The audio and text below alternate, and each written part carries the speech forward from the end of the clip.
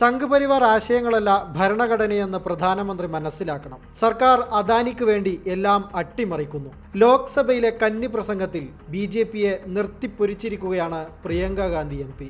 देख रहा है कि एक व्यक्ति को बचाने के लिए 142 करोड़ देश की जनता को नकारा जा रहा है. सारी दौलत, सारे मौके एक ही व्यक्ति को सौंपे जा रहे हैं. सारे बंदरगाह, एयरपोर्ट्स, सड़कें, रेलवे का काम, कारखाने, खदानें, सरकारी कंपनियां सिर्फ एक व्यक्ति को दी जाए. കേന്ദ്ര സർക്കാരിനെ പ്രതിരോധത്തിലാക്കുന്ന എല്ലാ വിവാദങ്ങളും പരാമർശിച്ചായിരുന്നു പ്രിയങ്കയുടെ പ്രസംഗം. ഭരണഘടനയും കർഷക പ്രക്ഷോഭവും അദാനിയും സംഭലും മണിപ്പൂരും എല്ലാം അക്കമിട്ട് നിരത്തുകയും ചെയ്തു പ്രിയങ്ക. जी को सारे कोल्ड स्टोरेज प्रदेश की सरकार ने नहीं दिए. अडानी जी को सारे कोल्ड स्टोरेज आपकी सरकार ने दिए. 2017 ഉന്നാവ് ബലാത്സംഗ കേസും കഴിഞ്ഞ മാസം സംഭലിൽ നടന്ന സംഘർഷവും പരാമർശിച്ചാണ് പ്രിയങ്ക സംസാരം തുടങ്ങിയത്. उन्नाव में मैं एक रेप पीड़िता के घर गई. उसे जलाकर मार डाला था. वो शायद 20-21 साल की होगी. हम सब के बच्चे हैं. हम सोच सकते हैं कि अगर हमारी बेटी के साथ बार बार बलात्कार हुआ. ഉന്നാവ് കേസിൽ എഫ്ഐആർ രജിസ്റ്റർ ചെയ്യാൻ പോലും തയ്യാറായില്ല. സംഭലിൽ ഒരു കുടുംബത്തിന്റെ സ്വപ്നങ്ങളാണ് തകർത്തു കളഞ്ഞതെന്നും പ്രിയങ്ക പറഞ്ഞു. संभल के कुछ लोग आए थे हमसे मिलने जो मृतकों के परिवार के सदस्य थे. उसमें 2 बच्चे थे, अदनान और उजैर. अब सुनिए. उसमें 2 बच्चे थे, अदनान और उजैर. एक बच्चा मेरे बच्चे की उम्र का है, दूसरा उससे छोटा 17 साल का है. दर्जी के बेटे थे. दर्जी का एक ही सपना था कि वो अपने बेटों को पढ़ाएगा, लिखाएगा. एक बेटा डॉक्टर बनेगा, एक बेटा भी सफल होगा दूसरा बेटा भी अपने जीवन में सफल होगा. കേന്ദ്രം ഭരണഘടനയെ ദുർബലപ്പെടുത്താനുള്ള എല്ലാ വഴികളും തേടുന്നു. സംഘപരിവാർ ആശയങ്ങളല്ല ഭരണഘടനയെന്ന് പ്രധാനമന്ത്രി മനസ്സിലാക്കണം. രാജ്യത്തിൻ്റെ ശബ്ദമാണ് ഭരണഘടനയെന്ന് പ്രിയങ്ക ഊന്നി പറഞ്ഞു. कि भारत का संविधान संघ का विधान नहीं है.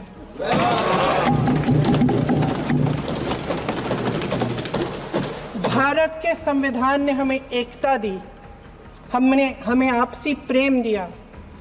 उस मोहब्बत की दुकान जिस पर आपको हंसी आती है, उसके साथ करोड़ों देशवासी चले. करोड़ों देशवासियों के दिल में एक दूसरे के लिए प्रेम है, घृणा नहीं है. സർക്കാർ അദാനിക്ക് വേണ്ടി എല്ലാം അട്ടിമറിക്കുന്നു.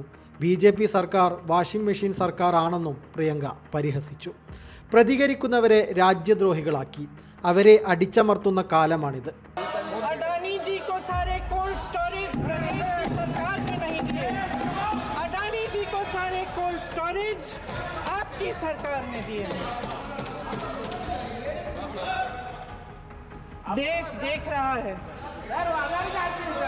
देश देख रहा है कि एक व्यक्ति को बचाने के लिए 142 करोड़ देश की जनता को नकारा जा रहा है. सारे बिजनेस, सारे संसाधन, सारी दौलत, सारे मौके एक ही व्यक्ति को सौंपे जा रहे हैं.